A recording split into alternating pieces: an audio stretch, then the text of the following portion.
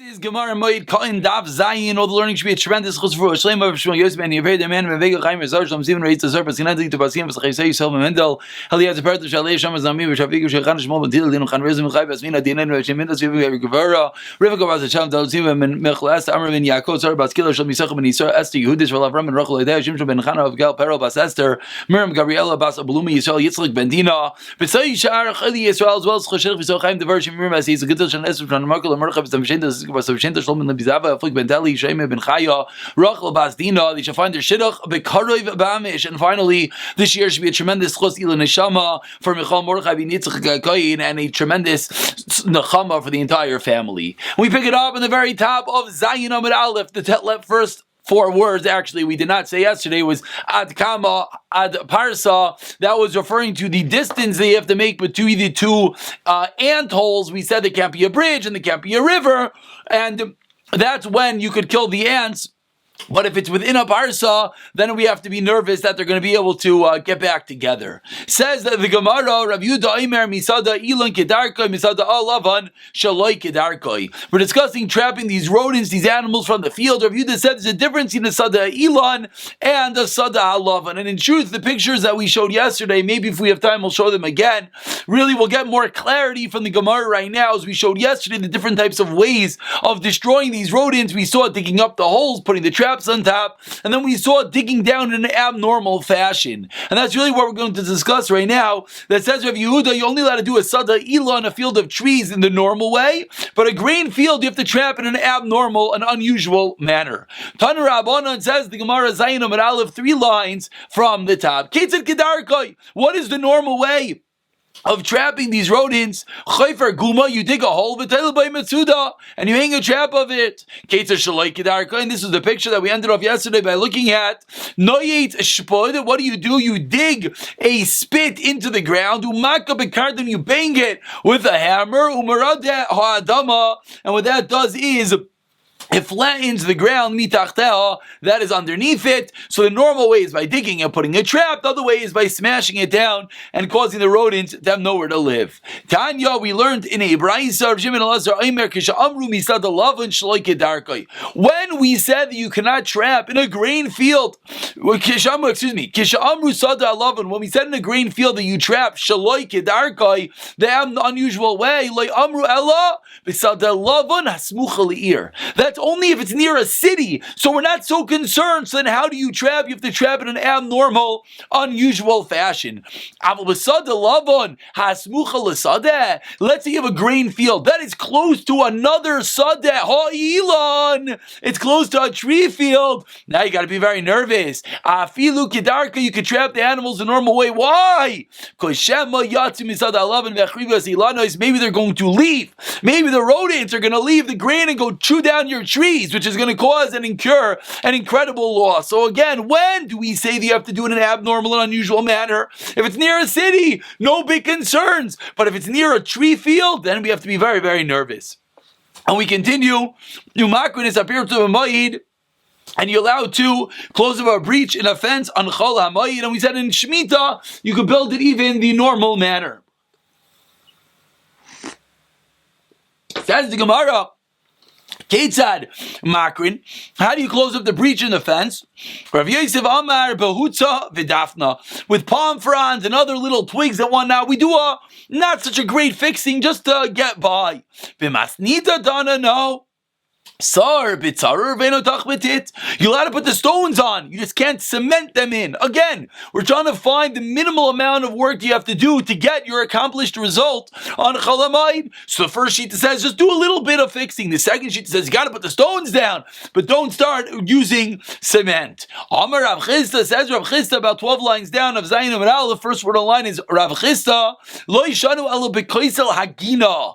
The whole discussion we just had, you have to close it not so great, is by a garden. Let's say the wall of your house, the wall of your personal chutzner fell down, then you could build it the normal way, as the Gemara is going to explain in a minute, and as Rashi already points out, because in such a case, there could be a large loss, because the robbers, the Ganavin, could come in, your front door falls down, you could rebuild it on Chol HaMoed. Says the Gemara, Leima Messiah Le, I'll bring you a proof to that which Rav Chisda just said, Kaisel HaGoichal, there's just around, we have a leaning wall. We have a wall, and there's just around that's leaning and looks a little bit dangerous. Says this Brisa, Seiser B'nai Kedarko, you could destroy it and rebuild it. Why? Memnei Sakana. Because of a sakana, so seemingly what do we see? We see at any time of sakana, similarly in the case of the wall of a chatzar, that is the potential sakana, you're allowed to rebuild it in normal fashion. Says the Gemara, what's the raya? It's because of the sakana. By us, there's no sakana. There might be robbers, there might be someone that can take your cash, but there's no sakana per se, so there is no raya. Viga di Amri, another way of learning that which we just said, Tashima. We have a leaning wall. You destroy it and rebuild them. So what do we? And this way, when the Gemara learns, is we make an inference. We're medayik. The only time you're allowed to break in and rebuild it is because of a sakana. And now, the Gemara asks, he says a kasha now on Rav Chisda. Because Rav Chisda said there's no such hatter. There is a unique difference. In the Bryce it said to destroy the wall and then rebuild it. But by us, we're just about building it without destroying it. Ask the Gemara 1 second, in that case over there, why don't we also say to break it and don't rebuild it? Again, what are we discussing? We're discussing a leaning wall in Rosh Hashanah. So we're saying break it because it's going to fall, God forbid, and hurt someone, and then rebuild it. Why are you rebuilding it? Just break it down and then it won't hurt anyone. Answers the Gemara, a very practical answer. If we require you to break it without letting you rebuild it, we have to know, we have to be smart. We know you're not going to listen to the Chachamim, so we allow you to do more so that we get the intended result. Amar Rav Ashi Masisina Mideka, says Rav Ashi, the Mishnah is a raya to Rav Chisda. The Katani Ubishvi is by Nekedarka. It says that on Shemitah you let to build the wall the normal way. The Heicha, where is the wall that on Shemitah you can rebuild? If you're going to tell me that the wall's in a Chatzer, do you have to tell me that you let to build a wall during Shemitah? Of course. During Shemitah, there's no problem building a house. You'll have to have construction during Shemitah. What's the Chiddush? Of course. Elalav the Gina. The Chiddush is it's in your garden. And therefore, what's the novelty? It looks like, what are you doing? It looks like you're making a fence and you're guarding your peiros. Shema mina. So we have a raya to that which we just said, that you'll have to fix the wall for your peiros, like we said, like Rav Chisda said, the wall of the Chatzir. And now we continue with a new Mishnah, a Mishnah that discusses a new topic on Chol HaMoed, a topic of the level of Simcha. That's going to be at the crux of our discussion, the requirement of Simcha and Yantif. And the way we're going to play this out is whether a Kayin is allowed to look at a potential Saras on Chol HaMoed. We know a person has a Nega back Bizmana Beis HaMikdash, Bizmana Gemara. He has a Nega, he has an affliction on his skin, he goes to the Kayin, and the Kayin looks at it, says, you're Tameh, or you're Tahar, or he says, you have to wait, we locked you up for 7 days, and you wait. He looks at you again, we're not sure, we lock you up another 7 days, that's Musgar, and Mukhlat is when they decide you are Tameh.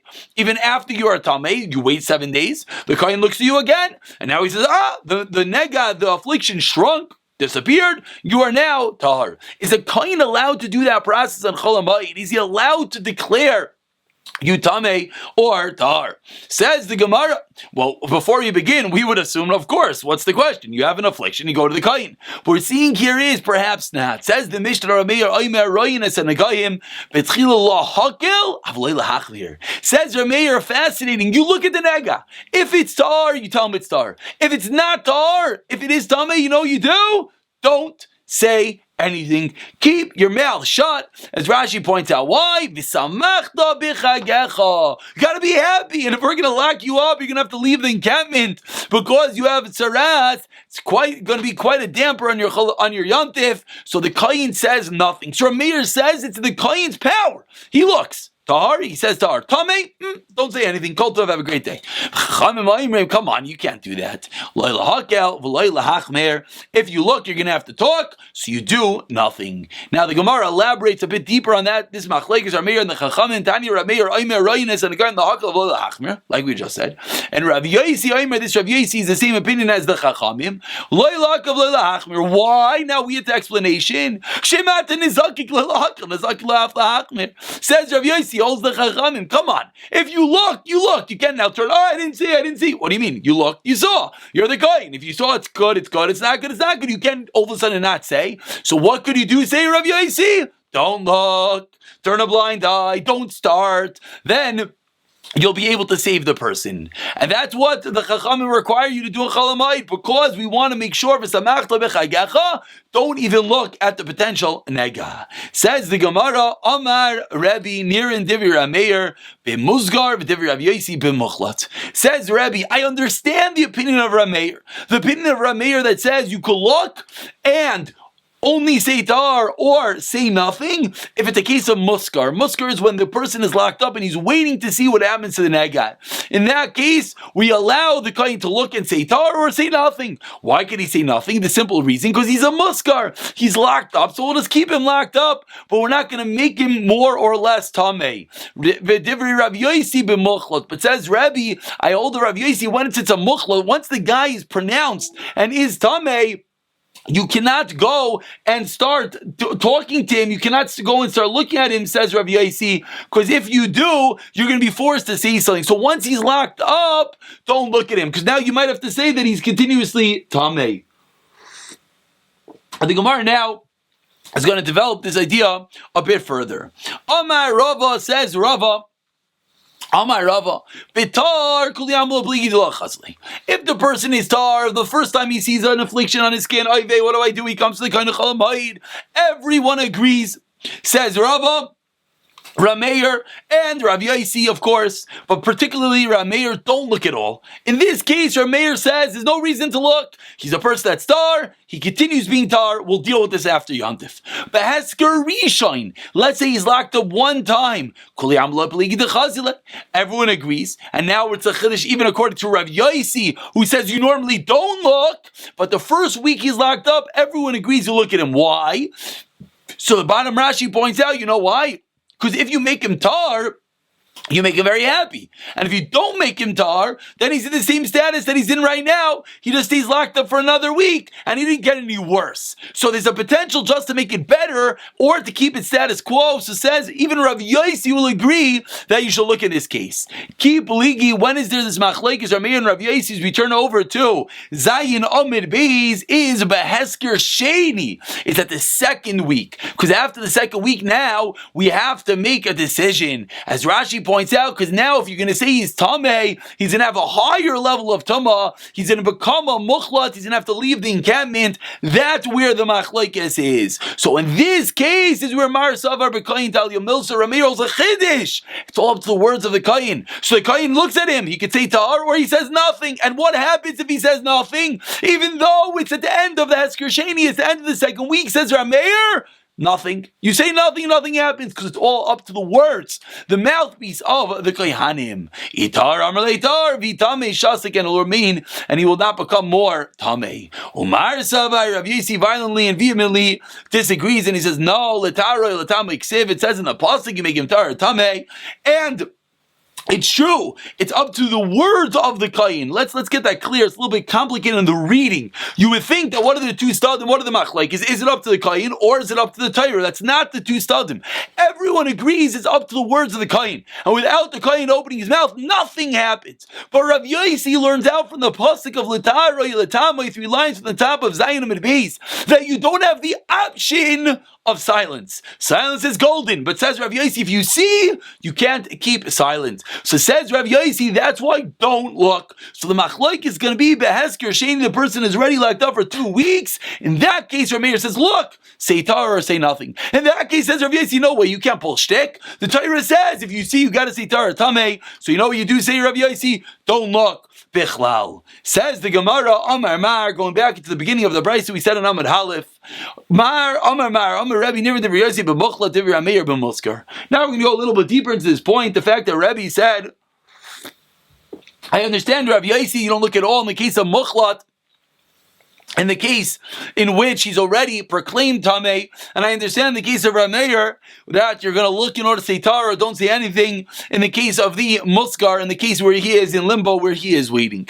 Says the Gemara, 1 second, there's a Brisa that says the exact opposite. There's a Brisa that says Rameir says Mochlat and Rameir says Muskar. So which one is it? Explains the Gemara, the classical teretz, Tanoi, it is a Machlokes Tanoim, Aliba de Rebbe. We're not sure what Rebbe said. Did Rebbe say he sees like Rameir b'muchlat or Rameir b'muskar, Rav Yosi b'muchlat, Rav Yosi b'muskar?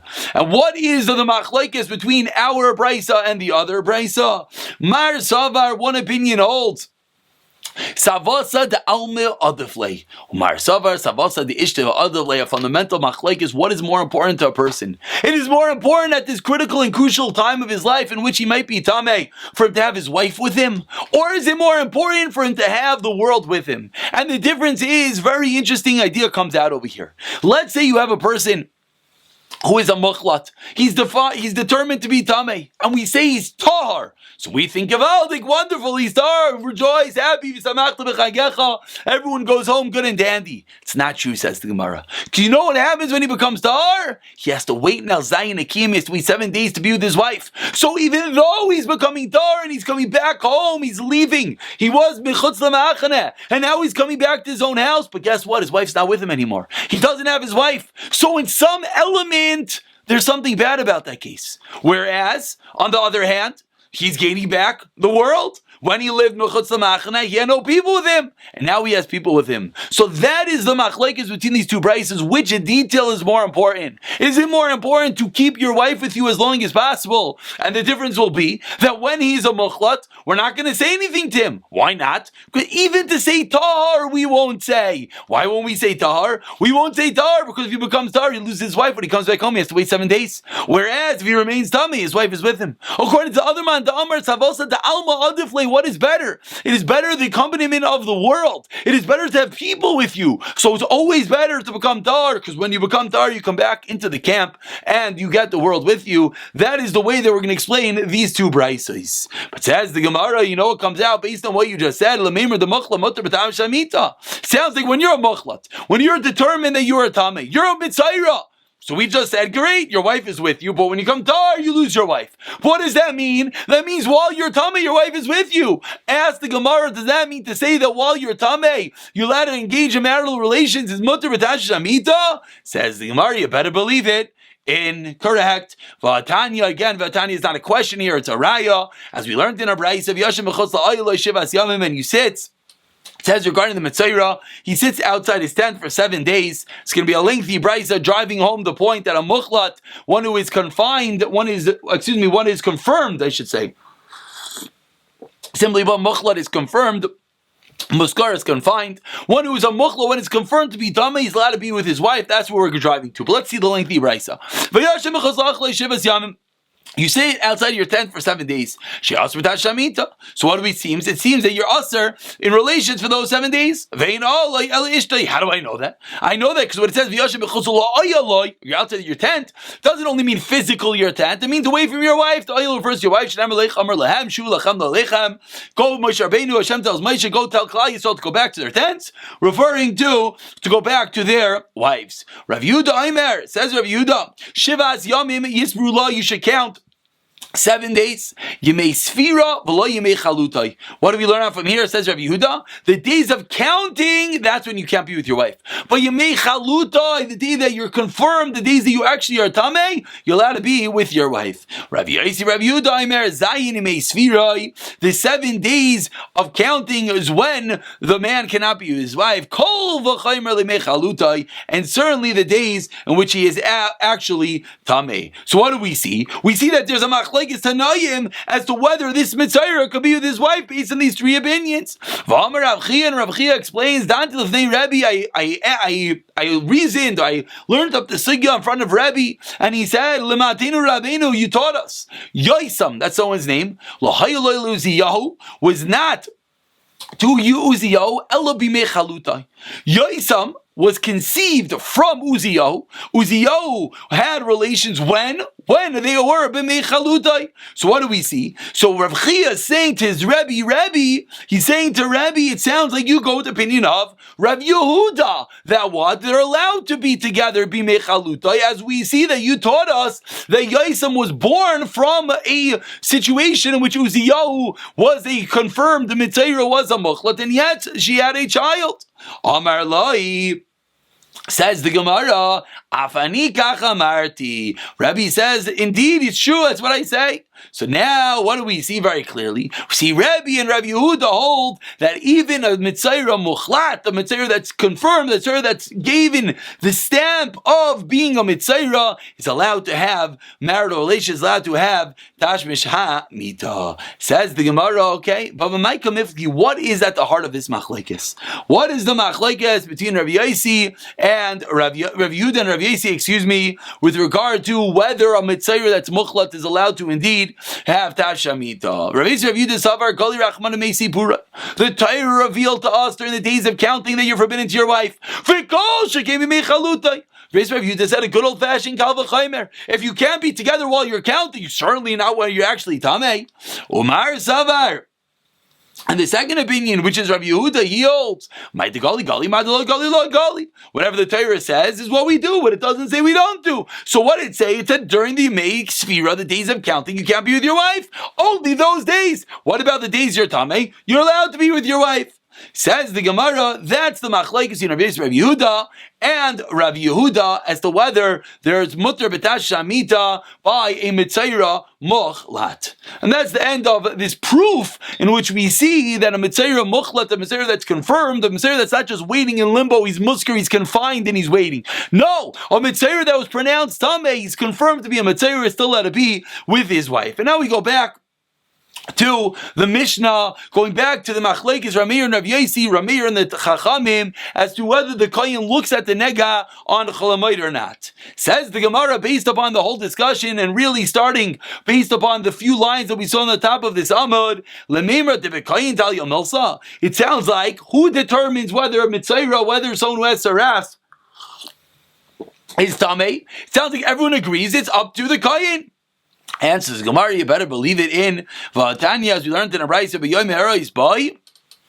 And the day in which you look at the Tamei, it says, Tamei Yikri, you'll make him Tamei. Yoim Sha'ata Raya Boy. On the day in which you see it, B'yom Ha'eros Boy. Yesh Yoim Sha'ata Raya Boy. Yesh Yoim Sha'ata Raya Boy. The Gemara Darshans are days that you look and the days that you don't look. Raya Boy. Mikana Amru. What do we learn from here? Chas and Shaloi by Neganosli Mezayin Mishtav Loylu Beisai Uliksusai. If you have a Chasan that has Saras outbreak, we give him the 7 days of Sever Brachos for him and his household, for his clothing. So to on Yantif, we wait the 7 days of Yantif. Tivi, Rabbi Yehuda, that's Rabbi Yehuda, that says it's up to the Kohen and we wait. Rabbi Yomer says, Rabbi, no. We don't have to learn this out from a pasuk. Why not? Because Rabbi Yomer already says, V'tziva HaKohen upanu esabais. It says that when there's a nega, when there's an affliction on the wall of the house, before the Kohen pronounces the house tamei, he says, get everything out of the house. Why? Because we don't want every item in the house to become tamei. So says Rabbi, you don't need a special pasuk to teach me that it's up to the mouth of the Kohen. It's pashit. 5 lines from the bottom. If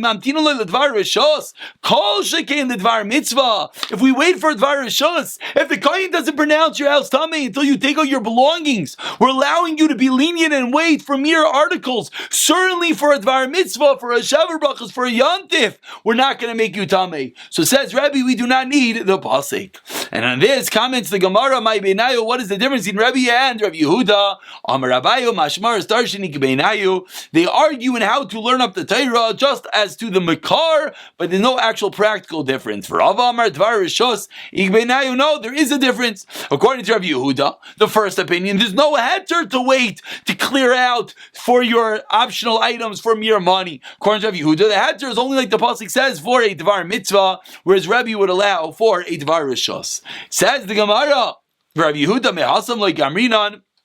And the Gemara says, why Lamaisa does Rav Yehuda not learn out like Rebbe from the fact that the pasuk teaches us that the kohen waits to determine that the house is tamei? Why does Rav Yehuda not learn from there? You know why? The chidishu, because that case of the house, and we'll turn over for a moment to tomorrow's daf of Chesam and Aleph. That case of the house is a massive novelty. Why?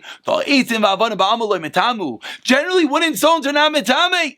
And hereby tzaras they're metame. So it's a special chiddush, and since it's a special chiddush, we cannot learn out, says Rav Yehuda, any other halachas from it, and rather Rav Yehuda learns from the pasuk from mitzvah, and then we'll go back to opinion of Rebbe, etc. Tomorrow shir b'siyata d'shmaya.